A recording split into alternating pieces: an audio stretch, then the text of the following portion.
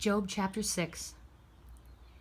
Then Job answered, "Oh, that my vexation were actually weighed, and laid in the balances together with my iniquity.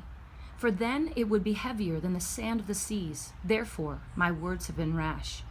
For the arrows of the Almighty are within me. Their poison my spirit drinks. The terrors of God are arrayed against me. Does the wild donkey bray over his grass? Or does the ox low over his fodder? Can something tasteless be eaten without salt? Or is there any taste in the white of an egg? My soul refuses to touch them. They are like loathsome food to me. Oh, that my request might come to pass, and that God would grant my longing. Would that God were willing to crush me, that he would loose his hand and cut me off. But it is still my consolation, and I rejoice in unsparing pain, that I have not denied the words of the Holy One. What is my strength that I should wait? And what is my end that I should endure?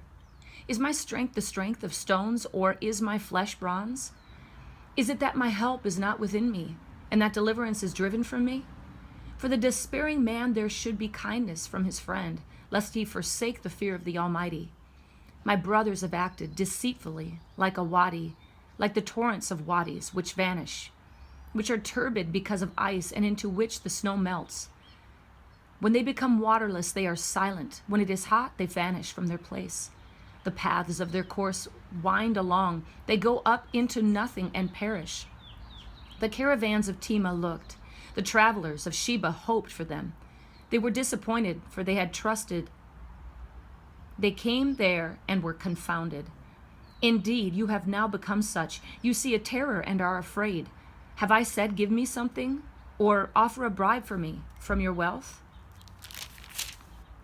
Or deliver me from the hand of the adversary? Or redeem me from the hand of the tyrants? Teach me, and I will be silent, and show me how I have erred. How painful are honest words, but what does your argument prove? Do you intend to reprove my words? When the words of one in despair belong to the wind, you would even cast lots for the orphans and barter over your friend. And now please look at me and see if I lie to your face. Desist now, let there be no injustice. Even desist, my righteousness is yet in it. Is there injustice in my tongue? Cannot my palate discern calamities? Job chapter 7. Is not man forced to labor on earth? And are not his days like the days of a hired man, as a slave who pants for the shade, and as a hired man who eagerly waits for his wages? So am I allotted months of vanity, and nights of trouble are appointed me. When I lie down, I say, when shall I arise? But the night continues, and I am continually tossing until dawn. My flesh is clothed with worms and a crust of dirt. My skin hardens and ruins. My days are swifter than a weaver's shuttle, and come to an end without hope. Remember that my life is but breath. My eye will not again see good. The eye of him who sees me will behold me no more. Your eyes will be on me, but I will not be. When a cloud vanishes, it is gone. So he who goes down to Sheol does not come up. He will not return again to his house, nor will his place know him any more. Therefore, I will not restrain my mouth. I will speak in the anguish of my spirit. I will complain in the bitterness of my soul. Am I the sea or the sea monster, that you should set a guard over me? If I say my bed will comfort me, my couch will ease my complaint, then you do frighten me with dreams and terrify me by visions, so that my soul would choose suffocation, death, rather than my pains. I waste away. I will not live forever. Leave me alone, for my days are but a breath. What is man that you do magnify him, and that you are concerned about him, that you do examine him every morning and try him every moment? Will you never turn your gaze away from me, nor let me alone until I swallow my spittle? Have I sinned? What have I done to you? O watcher of men, why have you set me as a target, so that I am a burden to myself? Why then do you not pardon my transgression and take away my iniquity? For now I will lie down in the dust, and you will seek me, but I will not be. Job chapter 8. Then Bildad the Shuhite answered, How long will you say these things, and the words of your mouth be a mighty wind? Does God pervert justice, or does the Almighty pervert what is right? If your sons sinned against him, then he delivered them into the power of their transgression. If you would seek God and implore the compassion of the Almighty, if you are pure and upright, Surely now he would rouse himself for you and restore your righteous estate. Though your beginning was insignificant, yet your end will increase greatly. Please inquire of past generations and consider the things searched out by their fathers, for we are only of yesterday and know nothing, because our days on earth are as a shadow. Will they not teach you and tell you and bring forth words from their minds? Can the papyrus grow up without marsh? Can the rushes grow without water? While it is still green and not cut down, yet it withers before any other plant. So are the paths of all who forget God, and the hope of the godless will perish, whose confidence is fragile and whose trust a spider's web. He trusts in his house, but it does not stand. He holds fast to it, but it does not endure. He thrives before the sun, and his shoots spread out over his garden. His roots wrap around a rock pile. He grasps a house of stones. If he is removed from his place, then it will deny him, saying, I never saw you. Behold, this is the joy of his way, and out of the dust others will spring. Lo, God will not reject a man of integrity, nor will he support the evildoers. He will yet fill your mouth with laughter and your lips with shouting. Those who hate you will be clothed with shame, and the tent of the wicked will be no more.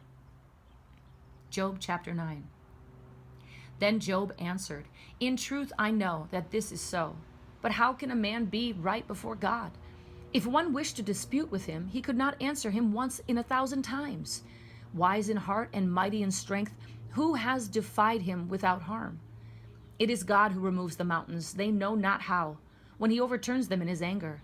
Who shakes the earth out of its place and its pillars tremble, who commands the sun not to shine and sets a seal upon the stars, who alone stretches out the heavens and tramples down the waves of the sea, who makes the Bear, Orion, and the Pleiades, the chambers of the south, who does great things, unfathomable, and wondrous works without number. Were he to pass by me, I would not see him. Were he to move past me, I would not perceive him. Were he to snatch away, who could restrain him? Or who could say to him, What are you doing? God will not turn back his anger. Beneath him crouch the helpers of Rahab. How then can I answer him and choose my words before him? For though I were right, I could not answer. I would have to implore the mercy of my judge. If I called and he answered me, I could not believe that he was listening to my voice. For he bruises me with a tempest and multiplies my wounds without cause. He will not allow me to get my breath, but saturates me with bitterness. If it is a matter of power, behold, he is the strong one. And if it is a matter of justice, who can summon him? Though I am righteous, my mouth will condemn me. Though I am guiltless, he will declare me guilty. I am guiltless. I do not take notice of myself. I despise my life. It is all one. Therefore I say, he destroys the guiltless and the wicked. If the scourge kills suddenly, he mocks the despair of the innocent. The earth is given into the hand of the wicked. He covers the faces of its judges. If it is not he, then who is it? Now my days are swifter than a runner. They flee away. They see no good.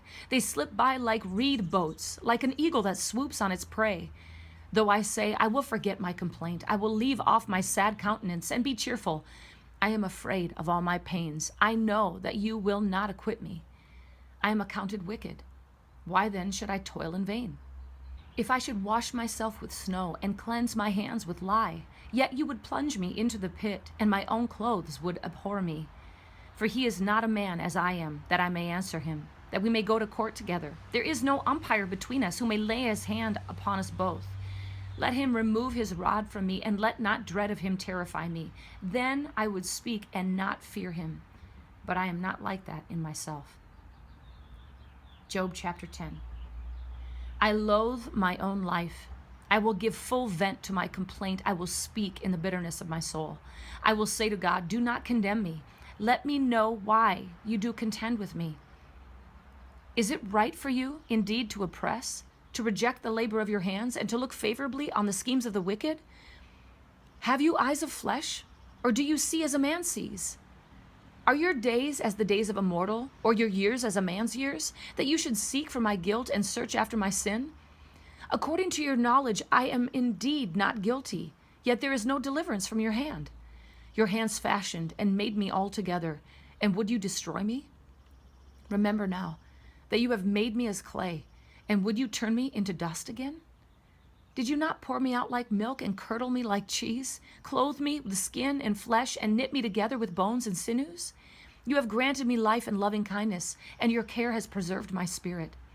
Yet these things you have concealed in your heart. I know that this is within you. If I sin, then you would take note of me, and would not acquit me of my guilt. If I am wicked, woe to me, and if I am righteous, I dare not lift up my head. I am sated with disgrace and conscious of my misery. And should my head be lifted up, you would hunt me like a lion, and again you would show your power against me. You do renew your witnesses against me, and increase your anger toward me. Hardship after hardship is with me. Why then have you brought me out of the womb? Would that I had died, and no eye had seen me. I should have been as though I had not been, carried from womb to tomb. Would he not let my few days alone, withdraw from me, that I may have a little cheer before I go? And I shall not return to the land of darkness and deep shadow, the land of utter gloom as darkness itself, of deep shadow without order, and which shines as the darkness.